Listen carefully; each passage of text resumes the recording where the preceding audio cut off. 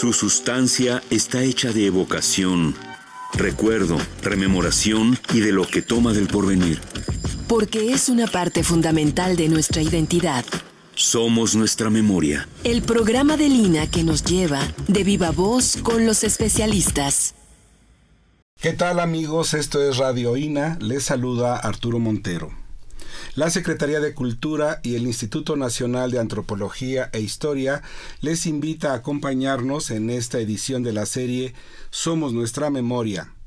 Hoy vamos a hablar sobre el tema de la arqueología subacuática, para lo cual nos acompaña en esta cabina de Radio INA la arqueóloga Pilar Luna Herreguerena, a quien le damos la más cordial bienvenida. Arqueóloga, bienvenida a Radio INA. Muchas gracias, Arturo.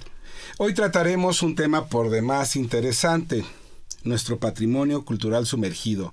Se trata de una articulación de una especialidad de frontera, buceo y arqueología.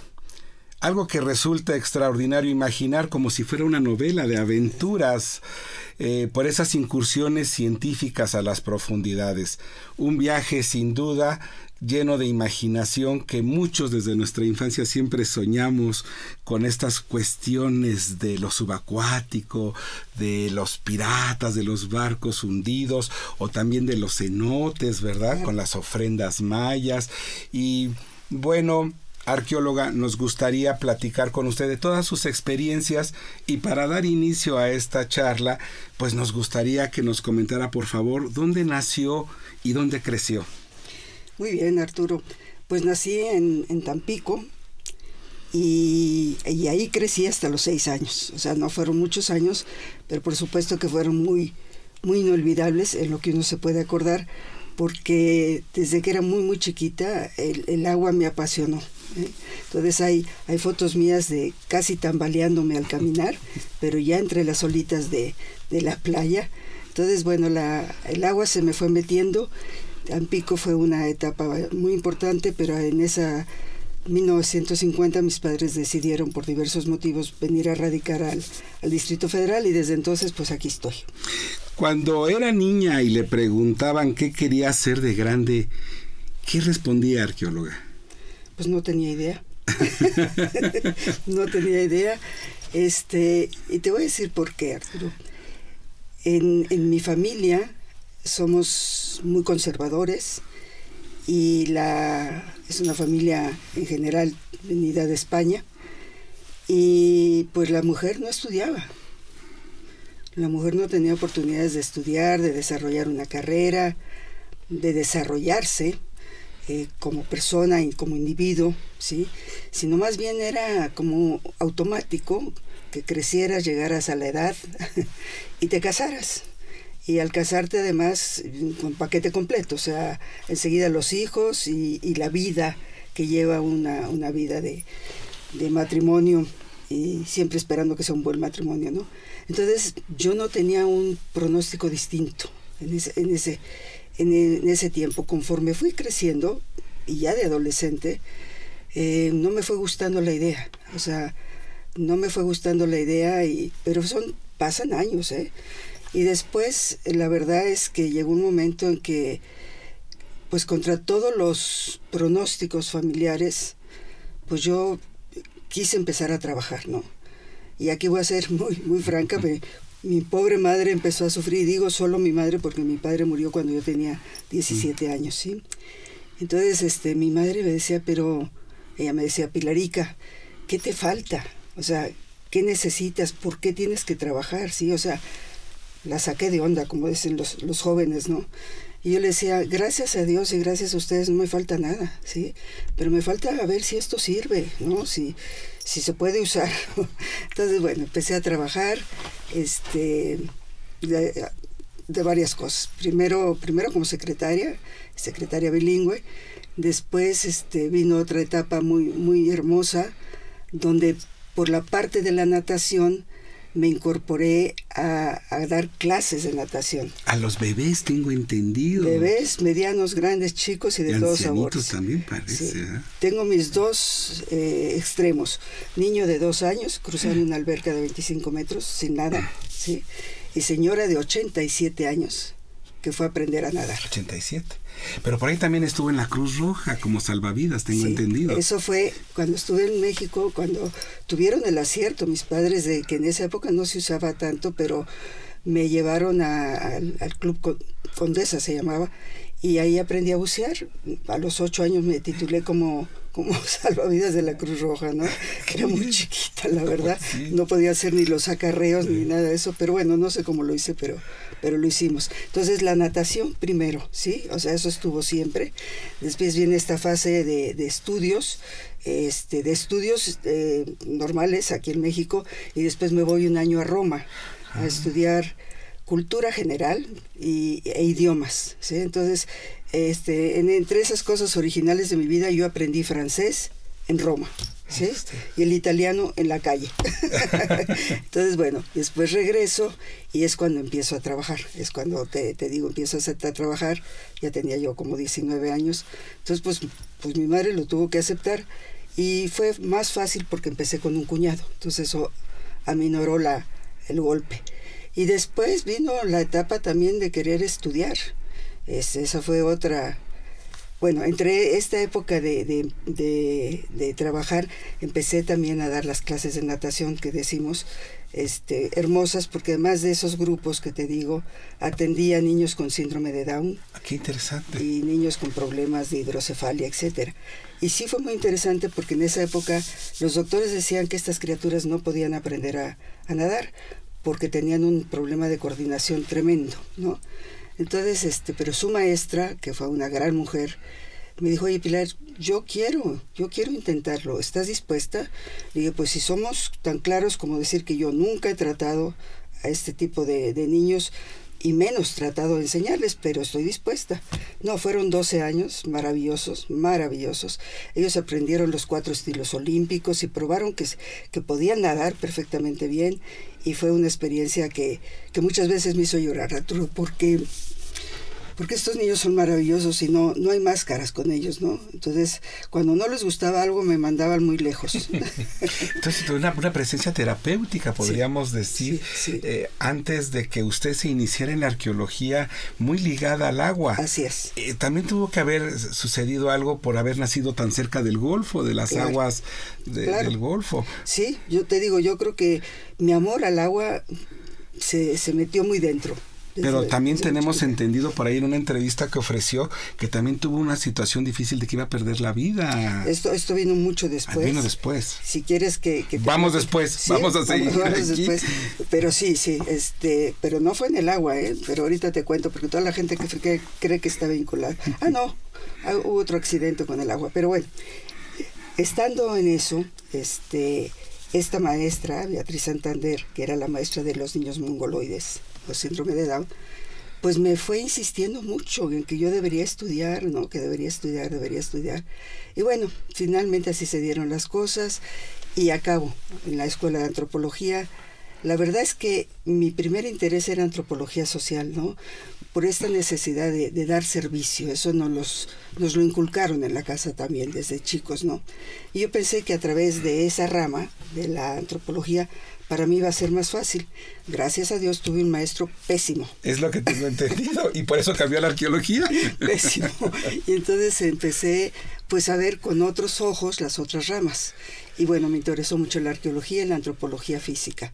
Y en mi optimismo dije, bueno, hago una primero y otra después. No, empecé con arqueología, gracias a Dios también. Y ahí fue donde ya me cayó el 20, como dicen también los jóvenes, o tuve la pregunta de oro, como la llamo yo, de preguntarme qué pasa con el patrimonio que está bajo las aguas, no el que está encima, que vemos los sitios arqueológicos, las zonas arqueológicas, las pirámides. Entonces dije, bueno, ¿qué pasa con lo que está bajo el agua? Ahí se vinculan ya la arqueología y el agua, por así decirlo. Fui corriendo a la biblioteca, que yo estaba en el Museo Nacional de Antropología. Ahí estaba la ENA. Ahí estaba la ENA y la biblioteca estaba en el otro extremo, así que pude ir corriendo y empezar a buscar en en las tarjetitas, porque yo no sé si tú eres de esa época. Sí, sí lo soy. De las tarjetitas, Sí. pero no, hoy buscas en 2, 3 teclados y ya encontraste todo, ¿no? Pero antes teníamos que irnos, cajitas de madera, Exacto. tarjetitas Una de hermosura. cartón. Una hermosura, si lo piensas hoy en día. Y teníamos que ser imaginativos para buscar. Fíjate, mi primera búsqueda era, ¿existirá algo que lo estudia? Es mi primera pregunta. Y si existe, ¿cómo se puede llamar? ¿Cómo busco? Entonces yo decía, hidroarqueología, arqueología del agua. O sea, y empecé así, Me pasé varias horas, pero encontré un solo libro que se llamaba Archaeology Underwater, Arqueología bajo el agua, escrito por quien después supe que era el padre de la arqueología subacuática, el doctor George F. Bass. Bueno, me devoré el libro porque más era chiquito, ¿no? Y dije, qué maravilla, sí existe, no estoy loca, y a esto quiero dedicar mi vida. Ese fue un regalo, o sea, encontrar tu vocación así, o sea, siempre que lo pienso, lo digo, verdaderamente fue un enorme regalo de la vida. ¿Pero qué le decían en su casa, arqueóloga, cuando ya estaba usted en la ENA? Bueno, me imagino que... Mi pobre madre la sufría. Entonces, bueno, yo le dije, bueno, pues voy a ir haciéndome, es que no puedes seguir dando clases de natación en la mañana. Comía en un cuarto de hora y empezaba las clases en la ENA a las 3 de la tarde, de 3 a 9, y luego tareas en las noches y fines de semana. Y me decía, no vas a poder. Le digo, bueno, pues hasta donde llegue. Pero claro, eran cambios tan fuertes para su visión. O sea, nunca se lo había planteado, ni ella ni yo, pero ella lo estaba viviendo de otra manera. Y poco a poco fue dándose ya sin mayor problema. Pude hacer una carrera, pues al principio sufriéndola mucho, porque yo misma no me sentía capaz de estudiar, ¿no? Pero después fue muy, muy grata. Encontré en el mundo de la antropología, además de lo que aprendí en cuestión de materias, aprendí de la vida, Arturo, ¿sí? Aprendí de la gente. Aprendí que cuando uno sabe que hay gente que tiene hambre, pues como que la ve lejos, ¿no? Pero yo tuve compañeros sentados aquí junto a mí, haciendo trabajos como yo, el esfuerzo como yo, y lo sentía yo así. Le digo, ¿qué tienes? Me dijo, tengo hambre. Le dije, ¿cómo? Me dijo, sí, yo tengo 3 trabajos, ¿sí? Le dijo, yo tengo 2, así que no estamos mal. Me dijo, pero tengo hambre, no he comido nada y estoy pensando que ustedes van a llegar a cenar y yo no tengo nada. Le digo, pues mira, yo no tengo con quién comerme unos taquitos, así que vamos a echar unos tacos. Pero esta es una anécdota, fue verlo constantemente, fue ver gente de todo tipo, colores y sabores, y eso me enriqueció mucho.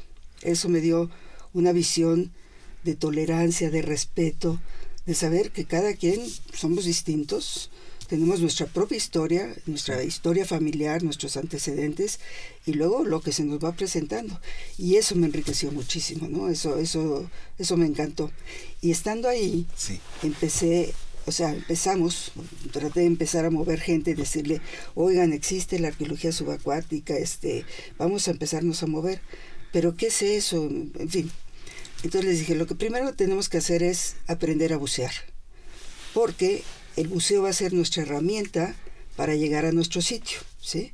Entonces aquí nadie sabe nada, pero lo que tenemos es que aprender a bucear. Y entonces aprendimos en la alberca olímpica, ¿sí? ¿Sí? Así tal cual, no hace falta más. ¿En la Poza de Clavados? En la Poza de Clavados, exactamente. Y bueno, ahí formamos un grupo que se llamó el Grupo de Buceo Arqueológico de la Escuela Nacional de Antropología. ¿Que era una ranita su emblema? Exactamente. ¿Lo recuerdo? Era una ranita de un sello azteca. Sí. Sí. Hermoso tiempo también. Y bueno, mientras se iba dando todo esto, pues íbamos avanzando en la carrera de arqueología, por supuesto, hasta que, bueno, ahí pasó lo de la enfermedad. La histoplasmosis. Exactamente. La enfermedad de los faraones, dice por ahí una entrevista. La maldición. La maldición. No, no es la enfermedad, es la maldición de los faraones. Así es. Y eso fue también destino, porque fíjate, iba a ir a trabajar a Xel-Há, ¿sí?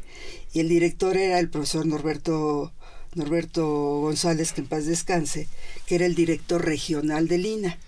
El INAH en esa época, te estoy hablando del año 76, todavía no tenía directores, no tenía centros INAH en cada estado de la República Mexicana, como lo tiene ahora.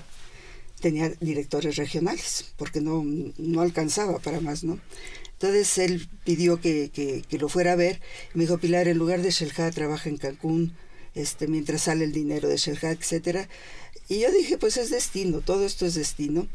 Y dentro de eso, el director del proyecto me dice, por favor, Pilar, queremos que empieces a trabajar un chultún. Ahí fueron los chultunes. Sí, exactamente. ¿Qué es un chultún, arqueóloga? Es una horadación sí. en la roca madre, ¿sí? Esta era como una gran vasija de 2 metros de diámetro, más o menos por 2 de altura. Normalmente tienen bocas chicas y tapa, porque ahí guardaban los mayas sus granos, y también yo digo que agua dulce, ¿no? Afortunadamente tenía la boca más grande, si no yo no hubiera cabido. Y ahí tuve un peón y hicimos una relación muy bonita de trabajo. Y te digo, cuando me dijeron excavar un chultún, dije, Dios mío, ¿cómo se excava eso, no? Pero bueno, ahí nos la ingeniamos. El caso es que antes de entrar, le dije a Manuel, mi peón, vamos a quemar por si hay animales y todo eso, ¿no?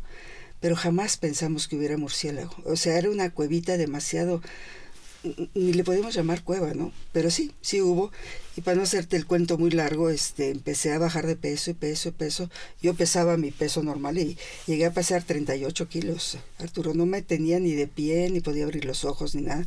Ya cuando me vio el doctor, que también, otro regalo de la vida, el doctor Roberto Azael, me dijo, ayúdame a salvarte. Sí, porque usted estaba en peligro de muerte. Tengo entendido que después usted tuvo que nadar 1000 metros. Platíquenos de esa situación que le decían, usted no sigue trabajando, sino antes hace 1000 metros, y que ya no regresó a verlo. No, sí, claro que volví.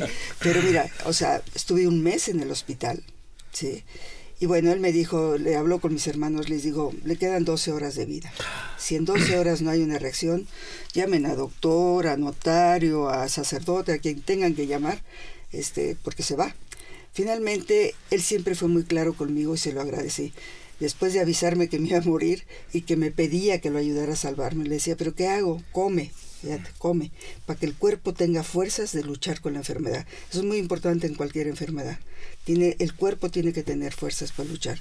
Y bueno, cuando acabamos me dijo, cuando acabamos ese mes, me dijo, vas a quedar un 50% abajo de lo normal, asúmelo, para que no lo estés viviendo como víctima, y vive, ¿no? Entonces pasó un poquito, le dije, oye, ¿cuándo voy a volver a bucear? Me dijo, ¿quieres bucear? Le dije, claro. Entonces me dijo, bueno, vamos a hacer un trato. Si tú logras nadar 1000 metros, yo te dejo ponerte un tanque. Dije, va. Yo había sido nadadora de distancia, no de carreras, pero sí de distancia. Y bueno, me encontraba muy bien en el agua.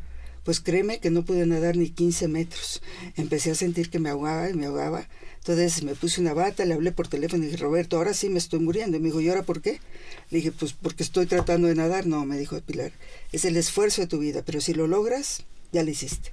Entonces así fui aumentando, 5 metros, 10 metros, 15 metros, 20 metros, 50 metros. Llegué a los 1000 y dije, pues quien nada 1000, nada 2000, voy por 2000. Y así me fui hasta los 3000. ¿Tantos? 3 Entonces, kilómetros. Lo fui a ver y le dije, Roberto, ¿ya me puedo poner un tanque? Y me dijo, no, hasta que nades 1000 metros. Le dije, nado 3000. Créeme que se le salieron las lágrimas. Dijo, no puede ser. Dijo, tú super cumpliste, así que yo tengo que cumplir. Agarra un tanque de buceo, vete a una alberca que tenga fosa y muy despacito baja, ¿no? Yo tenía los pulmones deshechos, esa es la verdad, llenos de cicatrices, parecían arbolitos de Navidad, ¿no? Entonces ahí me volvió a dejar bucear, y cuando ya no lo vi es cuando tuve la invitación de irme a Turquía, y sabía yo que iba a bucear a más de 40 metros, y dije, no, si le pregunto a lo mejor me dice que no. Y esa pregunta mejor me la quedo. Arqueóloga, entonces es una pionera, no nada más en la arqueología, sino también como una cuestión de género, ¿no? Enfrentarse en aquel siglo pasado a una sociedad tan tradicional, pero además pionera para romper los límites de la enfermedad, de la academia, y también en la terapéutica con los niños. Pues quizá le podamos llamar así, Arturo, hoy, y que lo digas tú, te lo agradezco. Pero pues yo no lo fui haciendo con esa intención, o sea, yo fui haciendo lo que uno tiene que hacer en la vida, en el día a día, ¿no? En el que dices, hoy voy por esto y vas por eso, ¿no? Entonces, Decía una amiga, tú eres más necia que bonita. Entonces yo creo que por ahí va, es cuestión de carácter, ¿no? Porque usted ha buceado, tengo entendido, en diferentes partes, en el Mediterráneo, sí, en Jamaica, buscando... La ciudad hundida. Una ciudad hundida, ¿verdad? En la ciudad de Port Royal, que era la ciudad de los piratas por excelencia, ¿no? Sí. Entonces ahí vino un terremoto, luego un maremoto, y se fue, de una lengüeta de tierra se fue 1/3 de la ciudad.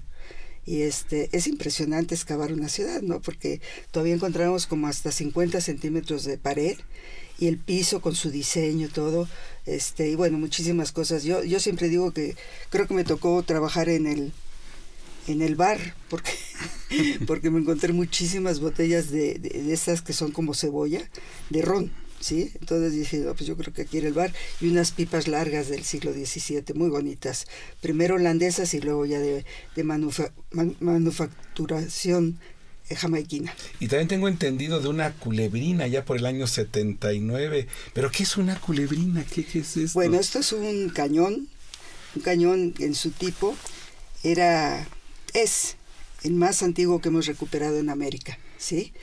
Es interesante la historia, es muy larga, no la voy a poder contar aquí toda, pero esto vino como una información de descubridores extranjeros, 2 norteamericanos, ¿sí?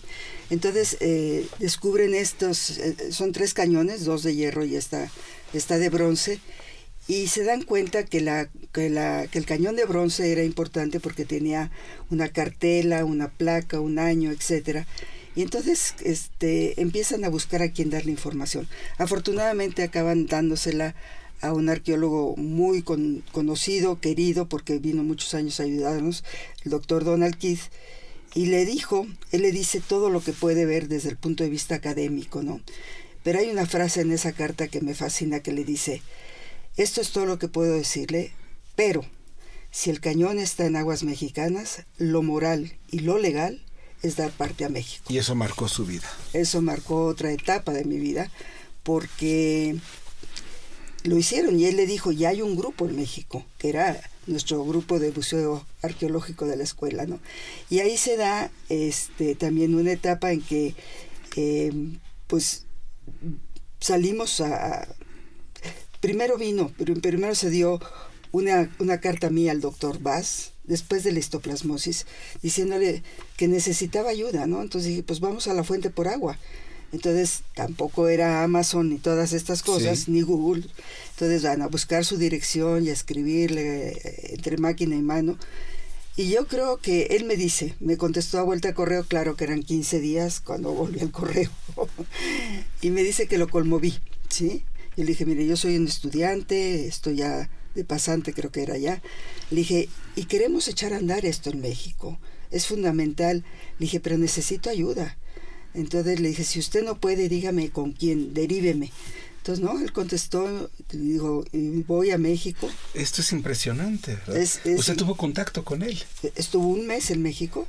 Él trajo al doctor Keith por su cuenta. Hicimos una práctica en la Media Luna, lugar a que todo el mundo que bucea ha ido, pero una práctica de arqueología muy, muy buena, y eso nos permitió pues seguir entendiendo y recibir el núcleo de formación, porque yo hasta entonces era autodidacta, ¿no? O sea, bueno, creo que siempre he sido, la verdad, pero entender, ¿no? Y la víspera de irse me invitó a trabajar con él a Turquía. Entonces, él le invitó a sí, Turquía. Me dijo, Pilar, ¿quieres venir a Turquía? Le dije, sería el sueño de mi vida, ¿no? Me dijo, sería la primera latinoamericana, mujer, no sé si te acepten. ¿Había más mujeres? Al principio no. Al principio. ¿Y en la ENA de arqueólogas? Arqueólogas sí. Sí, pero de especialidad subacuática. No, cuando empezamos en la alberca ahí ya se fueron sumando. Y ya para ese curso donde vino el doctor Bass, sí ya éramos varias mujeres interesadas, ¿no? Entonces, pues me voy a Turquía a trabajar 3 meses, y cuando regreso es cuando pasa realmente lo de la información del cañón.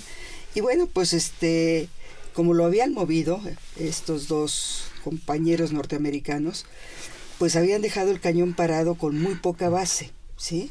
Entonces se daban cuenta que cuando vinieran corrientes, huracanes y demás, se lo iban a llevar, ¿no? Entonces esa frase que dicen los norteamericanos, the sooner the better, o sea, cuanto antes, Pues yo sí pensé cuanto antes, pero era noviembre y no es la mejor época para el Golfo de México.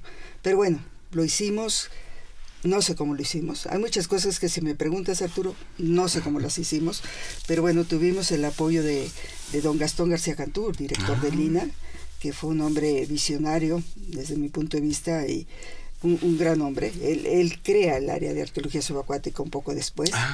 Sí, esto fue en 79, el área la crea el 11 de febrero del 80. Pero fue la gotita de agua que faltaba para derramar el vaso. Total que fuimos, gracias también al apoyo de la Armada de México, nos facilitó el Dragaminas 19 y allá vamos. Y bueno, sí, vino un norte efectivamente, es de verdad, es una historia de esas de escribirse y de contarse porque es como increíble, pero al final, ya teniendo el cañón colgado de la pluma del barco, de la grúa del barco, empezó a pendulear por el viento, agarró fuerza y se fue al mar otra vez. Se fue al mar, no quería salir. Y yo le había dicho al capitán, sondee por favor para preparar una boya por si acaso pasa algo. Entonces habían sondeado en la proa del barco y en la popa Cay. En la diferencia de menos de 60 metros había una diferencia de 25 metros a más de 40. Porque así es el mar.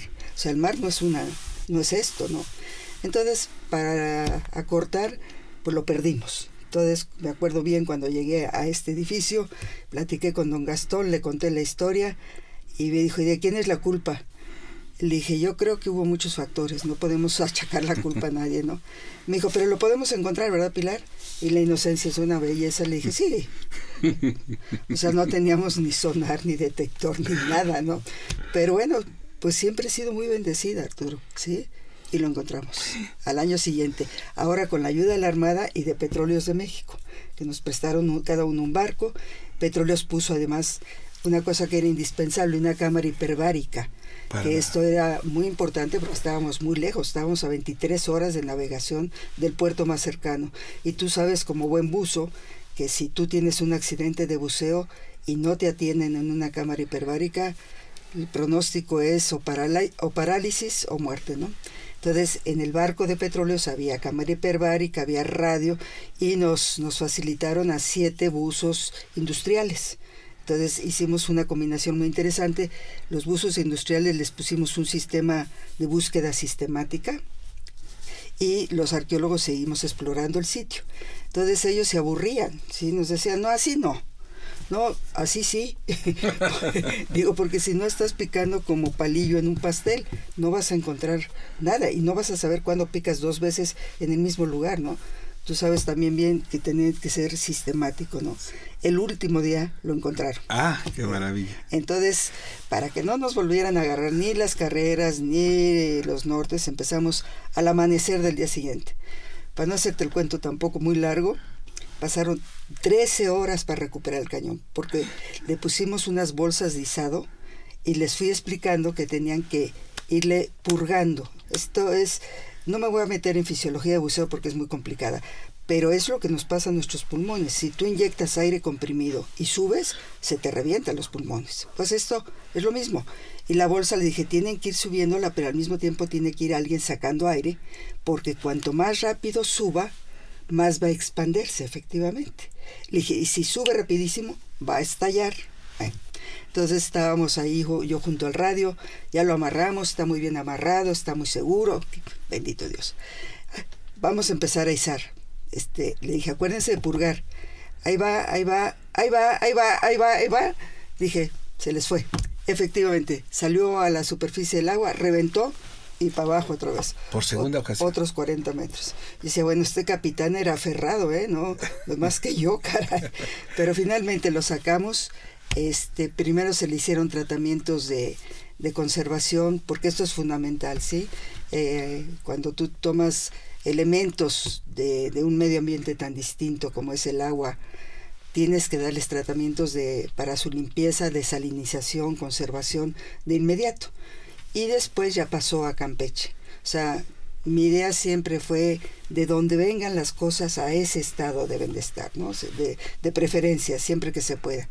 Entonces estuvo en Campeche muchos años, primero en el Museo de la Soledad, en el Baluarte de la Soledad, después en el Museo de San José el Alto, después remodelaron ese museo y mira lo que son las vidas.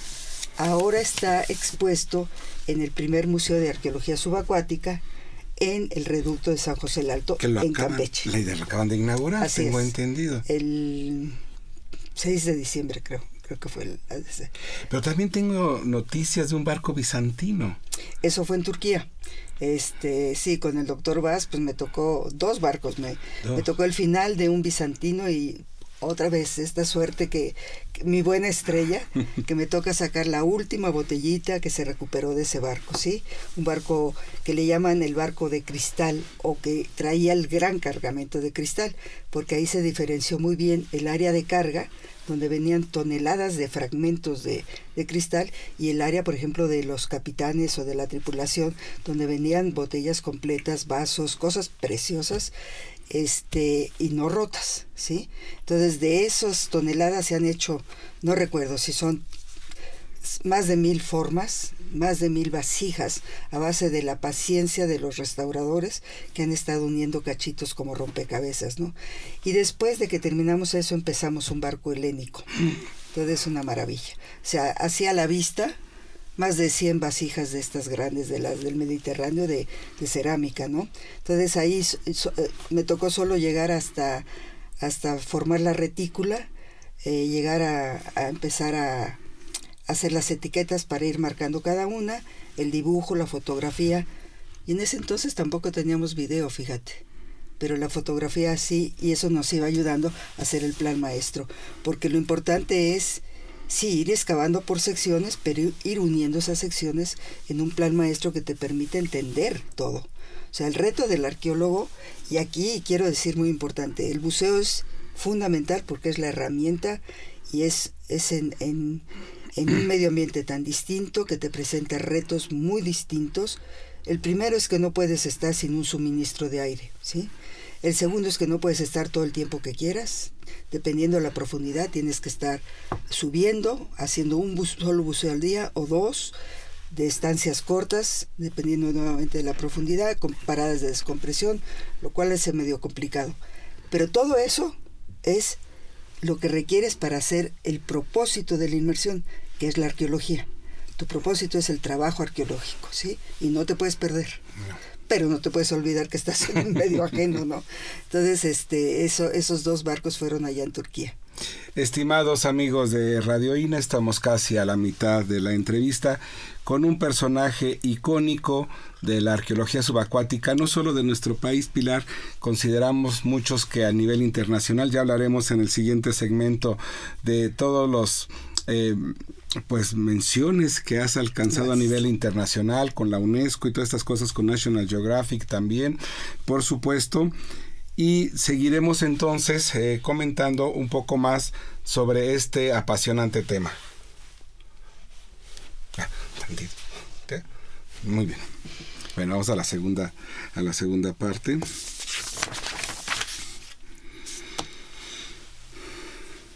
Arqueóloga, recientemente tenemos entendido que en diciembre del año 2017 se ha distinguido a la arqueología subacuática mexicana en Shanghái por un proyecto que usted coordina, que es justamente el de Hoyo Negro, que está pues allá en Tulum. Platíquenos, por favor, de este proyecto que usted coordina y al cual tengo entendido dedica sus esfuerzos ahora. Esta es una oportunidad para empezar diciendo algo que se me fue quedando desde hace un ratito. O sea, si bien al principio estaba yo muy sola, muy sola, y así me sentía y de repente quería luz, quería que me llevaran de la manita y no lo había, después con los años uno de mis esfuerzos ha sido formar gente, ¿sí? O sea, yo estoy muy consciente de que, bueno, a mí me toca en mi vida un privilegio que siento que he aprovechado al máximo, pero teníamos que ir haciendo un equipo y esto ha sido fundamental. Entonces, a lo largo de estos años han ido incorporándose jóvenes, algunos se han quedado, otros se han marchado por distintos motivos, algunos por mareo en los barcos, etcétera. Pero la verdad es que en ese ir conformando equipo en México, también fui haciendo relaciones internacionales muy bonitas, porque no puedo decir que sean solo colegas, son amigos, ¿sí? Entonces lo que yo hacía para poder formar gente era invitarlos a las temporadas de campo. Y entonces ellos venían, estaban con nosotros el mes o mes y medio que estuviéramos, y yo en las tardes, cansados todo el mundo, pero les decía, vamos a aprovechar ahorita al doctor fulano de tal. Y entonces yo les bromeaba y les decía, te voy a apretar un botón y hoy nos vas a hablar de anclas, ¿no? Entonces nos daba toda una cantidad de información, y así aprovechamos muchísimo, porque no había manera de que nuestros jóvenes se formaran, ni aquí ni afuera, y tener esa experiencia de gente que 30 años estudiando, 40 años estudiando, te puede hacer una supersíntesis, ¿no? Entonces, bueno, esta parte la quiero destacar porque vivo muy agradecida por la gente que ha contribuido de manera positiva a la Subdirección de Arqueología Subacuática del INAH. Y dentro de esto, me cae de manera tan inesperada como tantas otras cosas, este descubrimiento hecho por buzos, espeleobuzos, allá muy cerquita de Tulum, 20 kilómetros selva adentro, donde ellos empezaron a explorar, ¿sí? O sea, hay una adrenalina por explorar, es que es un viaje, ¿no? De verdad, se meten en estas cenotes, y a veces esos cenotes se van convirtiendo en túneles que te van llevando a donde no hay absolutamente nada de luz, ¿no? Y fueron explorando poco a poco, primero 100 metros, 200, van dejando marcas, van dejando tanques. Es un buceo técnico muy complicado, muy riesgoso. Finalmente un día se les acabó el piso, ¿sí? Ellos iban en sus túneles no caminando, pero sí buceando y teniendo un techo y un piso irregular, lleno de estalactitas, de estalagmitas, etcétera, rocas, pero fueron y se les acabó el piso. Entonces con sus linternas no tocaban nada. Digo, tuvo que ser un momento muy impresionante, ¿no? Y finalmente, después se llama hoyo negro por el fenómeno de la atmósfera donde traga la luz y no se hacen hoyos negros, ¿no? Uh-huh. Pero bueno, entonces tuvieron la enorme suerte de ir enfocando, regresaron con lámparas más potentes, y uno de ellos, Alejandro Álvarez, le toca la suerte de enfocar un cráneo y un húmero humanos, ¿no? Después, ahorita te cuento en qué acabó esto. No ha acabado, todavía sigue, pero bueno. Y animales muy grandes, huesos de animales grandes, ¿no? Bueno, entonces se dieron ellos cuenta, porque un grupo muy educado, este es otro punto que quisiera destacar, dentro de los buzos hay verdadera gente ignorante que no quiere entender el daño que hace al tocar o al sacar o al mover de su contexto objetos arqueológicos o restos óseos, y esto impide al arqueólogo tener una visión de cómo quedaron, que es lo que al final del día nos permite interpretar el evento.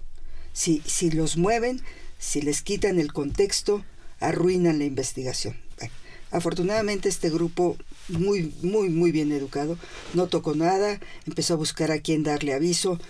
Para no hacerte el cuento largo, llegó a nosotros, llegó a mí, o sea, y bueno, vino Alejandro, estaba el profesor Joaquín García Bárcena, que en paz descanse, una gran persona también, un gran conocedor, y bueno, nos explicó y nos dimos cuenta que era algo muy importante, y ahí empezó a gestarse el proyecto. Entonces,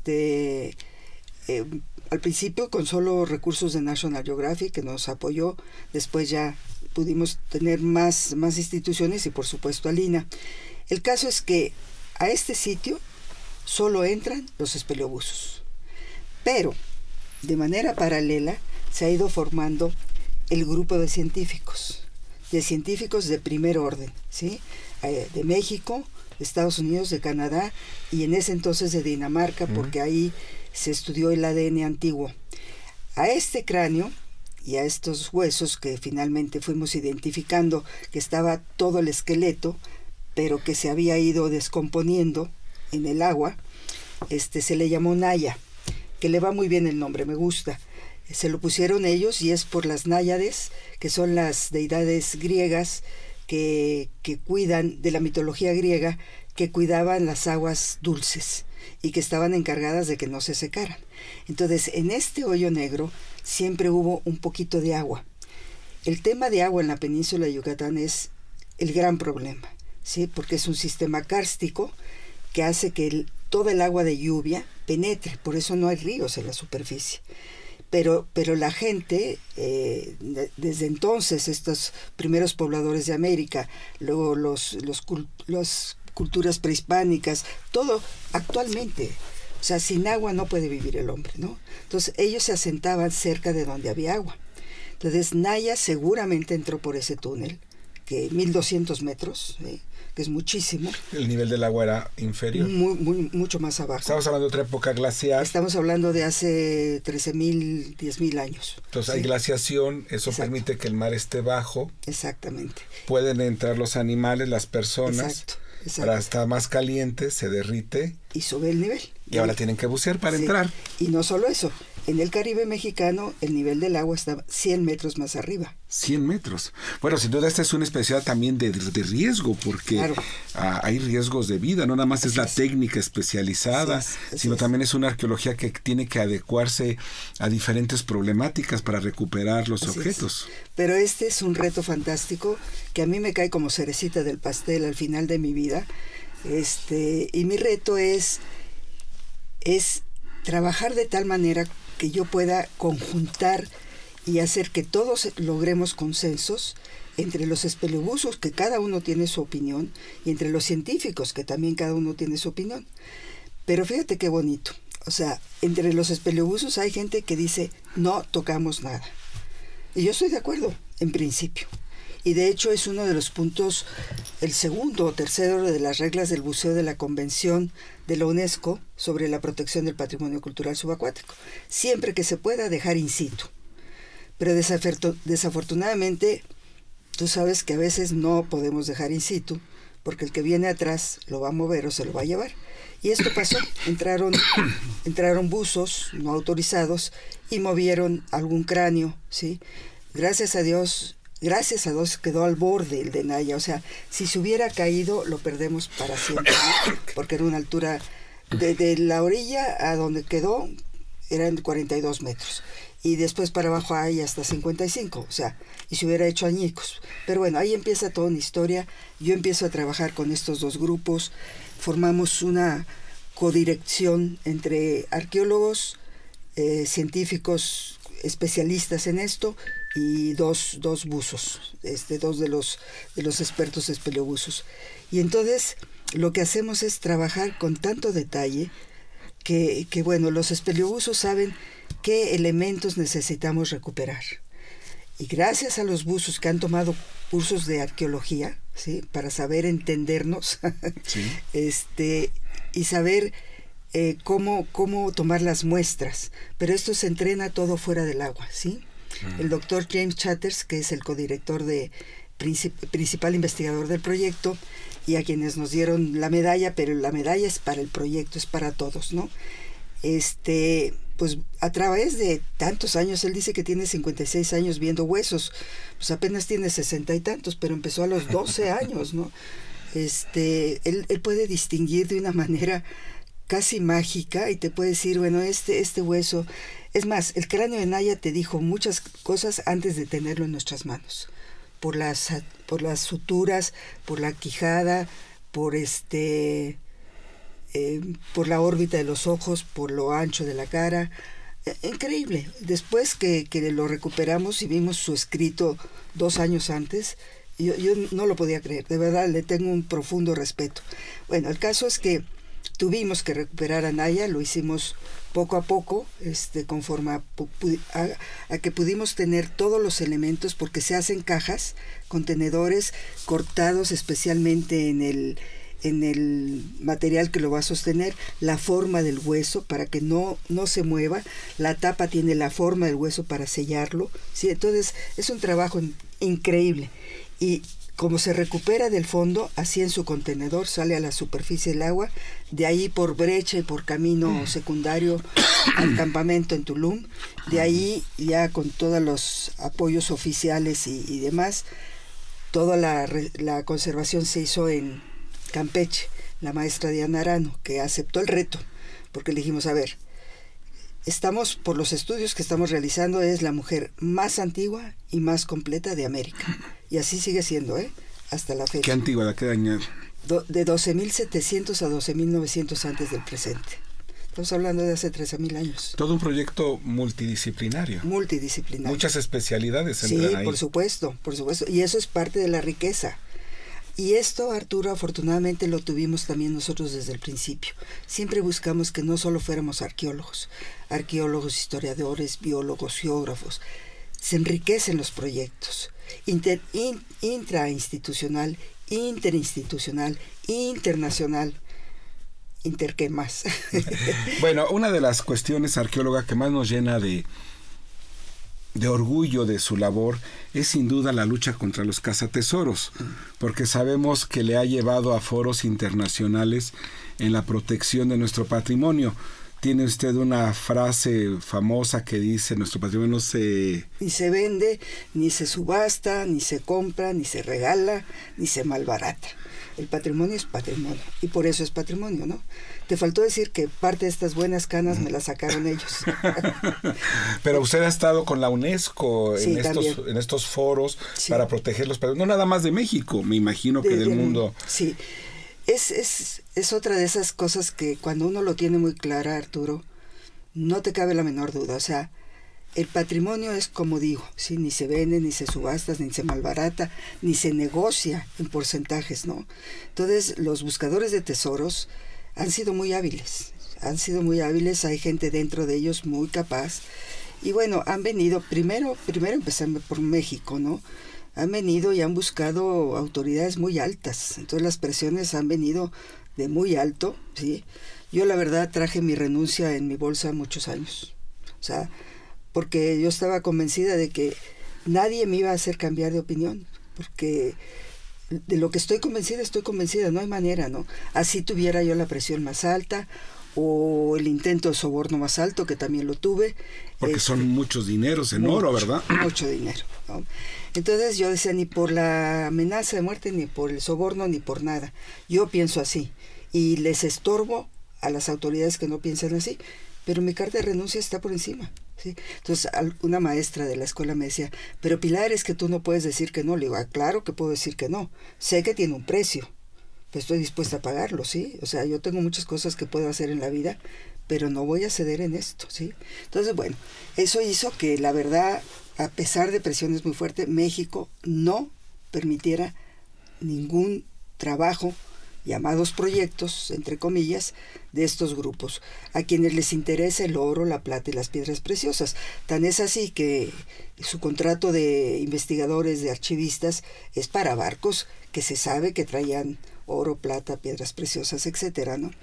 Y después, claro, esto en el ámbito internacional también, aunque habemos países, sobre todo en Latinoamérica, que a partir del siglo XV, XVI, pues era ir y venir, más bien ir de nuestras riquezas materiales, digamos, ¿no? Pero de ese ir y venir, pues vinieron personajes, fueron personajes. Yo digo que hablamos así, nos vestimos así y comemos mezclado por esta combinación que hubo entre la Nueva España y España. Y después entre Manila, México y España, porque nos convertimos en un paso geográfico importantísimo para unir 3 continentes, 3 estilos de vida, culturas y demás, ¿no? Entonces, en los foros internacionales, el instituto me envió a estas reuniones para elaborar el texto de esa convención, ¿no? Y ahí aprendí otro mundo. Aprendí de intereses tremendos. Aprendí de lo que dicen, la mayoría no cuenta, la minoría es la que cuenta, ¿no? O sea, pero a vivirlo, a saber que éramos 70 países y unos cuantos, pero poderosísimos, los que estaban en contra, y la balanza, por más que empujábamos, pesaba más la de esos grupos. Pero bueno, al final del día también aprendí que para hacer una convención todo el mundo tiene que ceder. Hay líneas hasta las que puedes llegar, ¿sí? Pero tienes que ir cediendo hasta donde puedes llegar y donde ya dices hasta aquí ya no. Entonces, yo digo que es como el matrimonio, ¿no? Tienes que ceder, o sea, tiene que haber una convención para que las cosas funcionen, ¿no? No es solo lo que diga yo, lo que digas tú. Entonces, bueno, fue muy enriquecedor, logramos el texto en noviembre del 2001, La convención entró en vigor hasta el 2009 porque se requerían 20 países y 3 meses después de que el último país hubiera ratificado para entrar en texto. Y así nosotros tuvimos la suerte también de formar el primer grupo de miembros del Consejo Científico y Técnico de la Convención, donde pues tuve la suerte también de estar representando a México y de la misma lucha que de México es para los demás países, sobre todo de Latinoamérica. O sea, no pueden venir a convencernos de que una de las cosas que dicen, bueno, tienen 100% de una barbaridad de dinero allá abajo. Pues vamos a sacarlo y 50 y 50 y no les cuesta nada sacarlo. No es así. Eso es parte de un contexto. Y en ese contexto el objeto mayor es el barco. Y todo lo que viene en el barco es tema de arqueología. Si son barcos históricos, etcétera. Y entonces no se trata de tomar la parte económica, el valor económico de estas cosas. También toda mi vida he dicho que el verdadero tesoro es el conocimiento. Ese es el verdadero tesoro. Y para eso hay que entender todo en su contexto. Si no, no se puede. Entonces, te digo, para Latinoamérica, pues también me ha tocado la fortuna de apoyar a desarrollar programas de arqueología subacuática. Y en 2010, con el apoyo de UNESCO y del INA, por supuesto, hicimos un curso muy bonito en Campeche, donde vinieron 27 alumnos de Latinoamérica y un brasileño, y de 14 países. Y entonces fue muy, muy interesante porque la idea era introducirlos, pero introducirlos con convicción, con pasión, con saber que le estamos dando la primera barnizada, pero hay herramientas. Y hoy en día con la globalización hay mucha gente que quiere ayudar sin otro interés más que el de ayudar, ¿no? Y creo que se ha formado buenos grupos en Latinoamérica. Y ahí vamos todos. Tengo entendido que la Sociedad Geográfica Española también la ha distinguido. Sí, para sorpresa, otra digo porque otra llena de sorpresas, sí. Pero bueno, esta fue en el 2016. Me invitaron y me dijeron una sola condición, y es que vengas a recibir el premio. Me invitaron unos meses antes, esto fue el 1 de marzo de 2016, el premio a la investigación.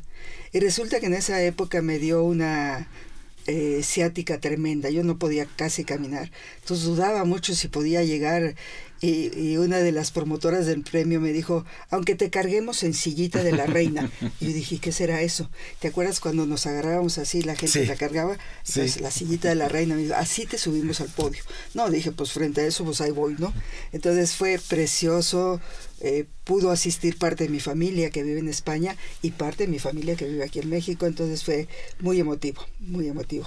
Sabemos también que entre sus proyectos ha estado el Juncal y la flota de 1631, el fuerte de San Diego, ahora ya incursionan en el volcán Iztaccíhuatl con Agualac, tienen ahí el galeón de Manila, museo virtual y publicaciones que ahora esto nos interesó mucho, ver que van más al público, no tanto, bueno, también tienen publicaciones para especialistas, pero también para el amplio público. Está muy activa esta subdirección entonces. Así es, y está activa, ¿por qué crees? Porque están jóvenes, ¿no? Sí, de hecho yo ya en el 16 de abril me aceptó la renuncia del instituto después de 37 años de haber dirigido, para bien o para mal, los destinos de la arqueología subacuática del país, y 46 años, o sea, tengo 50 años, estoy cumpliendo este año, de dedicación completa a la arqueología subacuática.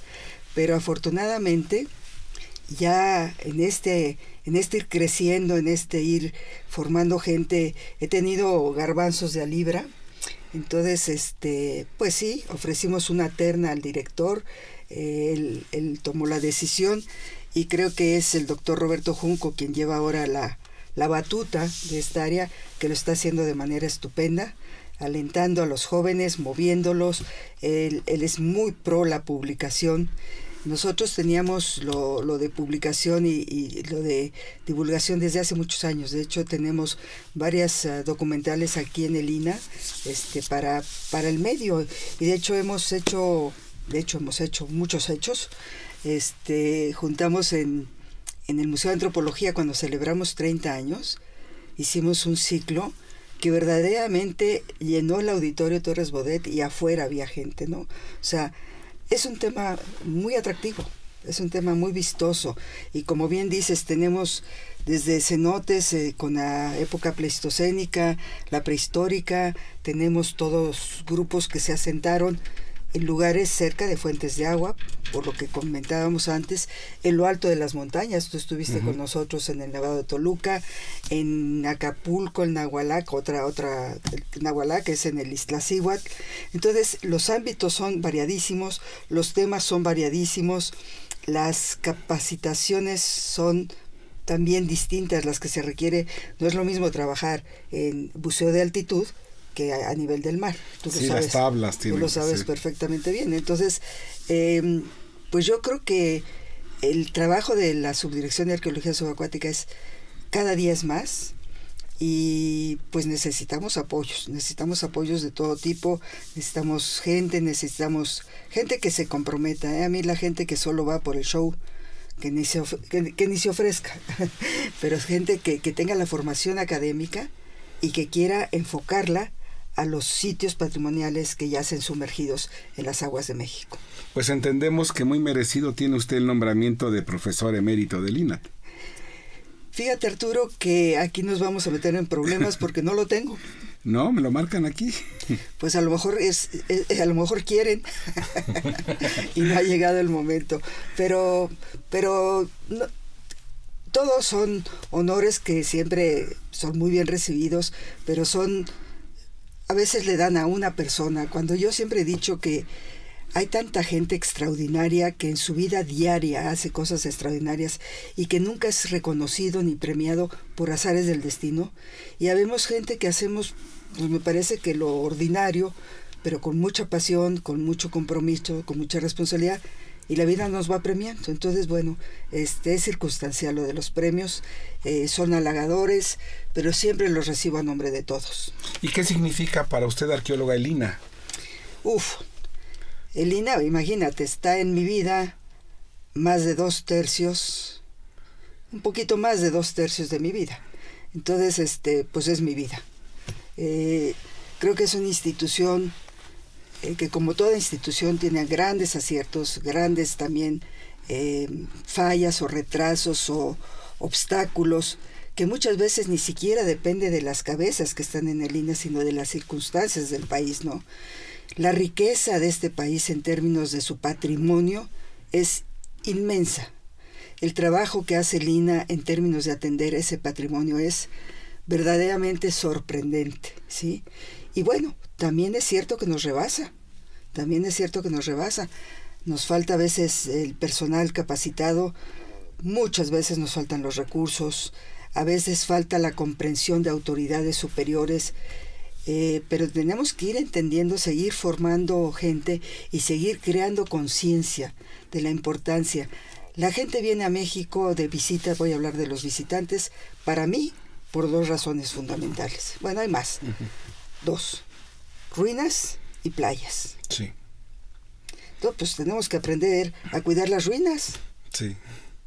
Y a darles buena información, a tenerlas desde los servicios más elementales, bien cuidadas, buenas cédulas que puedan llevar a la gente a entender lo que esa cultura hizo y lo que esa cultura hoy en día interpretamos los arqueólogos, y podemos contarle a la gente cómo evolucionó, a qué llegó, cómo era su vida cotidiana incluso, ¿no?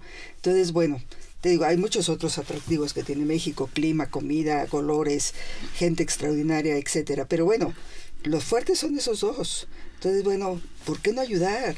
¿Por qué no meterle más recursos? ¿Por qué no entender que el INAH es una institución de primer orden, punta de lanza, definitivamente, para América, y muy reconocida internacionalmente, muy reconocida?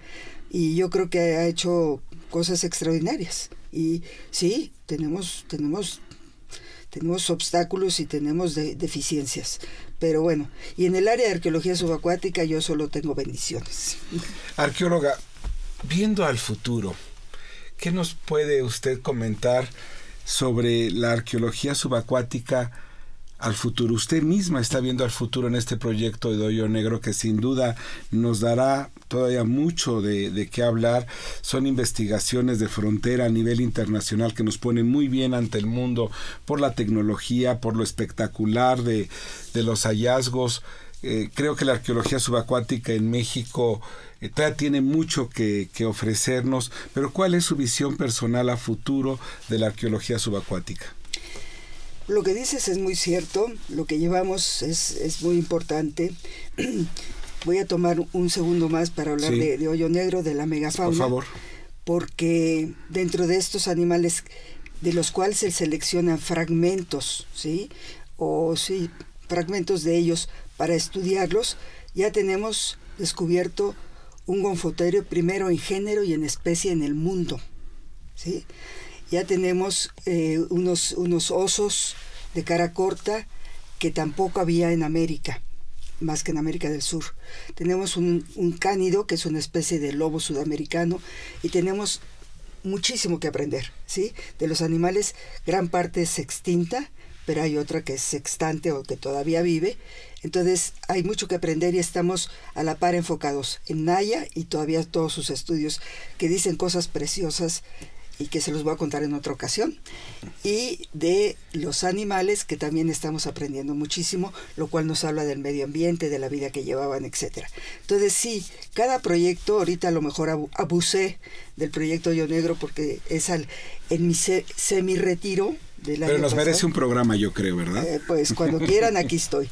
En este semi-retiro, porque lo que hice fue simplemente dejar la titularidad. Es muy fácil decirlo haciendo una frase, pero ahí dejé muchísima carga de trabajo y sobre todo administrativo y de angustias y todo eso, y me quedé con este proyecto que es precioso y es un reto. Y ahora, ¿qué veo hacia el futuro, Arturo? Pues mira, yo lo que veo y lo que pido. Primero lo que pido, que siga llevando una línea de excelencia, que la postura sea de verdadero compromiso con ese patrimonio, con este país, con esta institución, que los jóvenes sigan sacando esa inteligencia, esa imaginación, esa creatividad para seguir haciendo proyectos que se requieren a corto, mediano y largo plazo. Hay de todos, unos bastante razonablemente costosos y otros muy costosos. Los que son de alta mar requieren barcos y los barcos son muy costosos. No comprarlos, la renta. Además la renta diaria, ¿verdad? Sí, es carísimo. Entonces hay una gama, yo creo que Roberto lo está haciendo muy bien porque varios de estos proyectos los está llevando él, lo del Fuerte San Diego, lo del Galeón de Manila, uniendo las porcelanas chinas con conocimientos muy importantes. Yo creo que tenemos la colección más grande en el mundo ahorita de fragmentos, no son piezas completas de porcelana china en cuanto a su variedad. Y yo espero que cada día tengamos también mejores condiciones, ¿no? Aquí voy a hacer a lo mejor, no sé qué palabra usar, pero necesitamos no solamente contratos y cada vez contratos más cortos que nos preocupan mucho a la gente. O sea, tú no puedes contratar a la gente y decirle tienes 2 meses de contrato, gente que se ha especializado años, porque no le da seguridad y a veces le dices ya no hay contrato y se tiene que ir a hacer cualquier cosa. No puede ser, es un desperdicio de los recursos de la formación de nuestros investigadores y es un desperdicio para el país. O sea, somos tan especializados que no puedes perder a ninguno bueno. Es más, no te puedes dar el lujo, ¿no? Entonces creo que se tiene que encontrar un sistema de contratación de más seguridad para la gente que quiere. Desde luego, el que no trabaje, bien ido, ¿no? Pero la gente que trabaje tiene que estar ahí con una cierta seguridad de trabajo. Ahora, ¿qué más? Necesitamos, si lo más importante es la parte humana, ¿sí? Pero esa parte humana necesita de recursos en especie y financieros, ¿sí? Y se saben mover con las autoridades locales, con la comunidad local. Nosotros cuando vamos a un sitio no vamos, llegamos, imponemos y hacemos. No, tratamos, si es un sitio en tierra, de un cenote o de un manantial, involucrar a la comunidad, hacerles saber que es suyo, que a ellos más que nadie les corresponde cuidarlo. A nosotros nos toca el privilegio de estudiarlo con su ayuda. Y después, ¿para qué queremos todo eso? Para darlo a conocer al público, como bien decías. O sea, el público el público en general, ¿sí? Después tenemos la parte académica, que es muy importante porque es donde quedan los datos duros, y los académicos son los que tienen que tener esos datos duros. Pero eso se puede hacer a nivel de tanta divulgación científica accesible a todo el mundo. Ahorita está una compañera también, Rosa María Rofiel, acabando un librito sobre Naya y la era del hielo. Qué interesante. Ese es un texto de divulgación científica para los jóvenes. Yo digo que para los grandes también, porque hay muchas cosas que no entienden, pero, o sea, estamos abiertos a todo, ¿no? En unos días se presenta un documental de Nova, que empezó siendo de National Geographic, que se llama El primer rostro de América.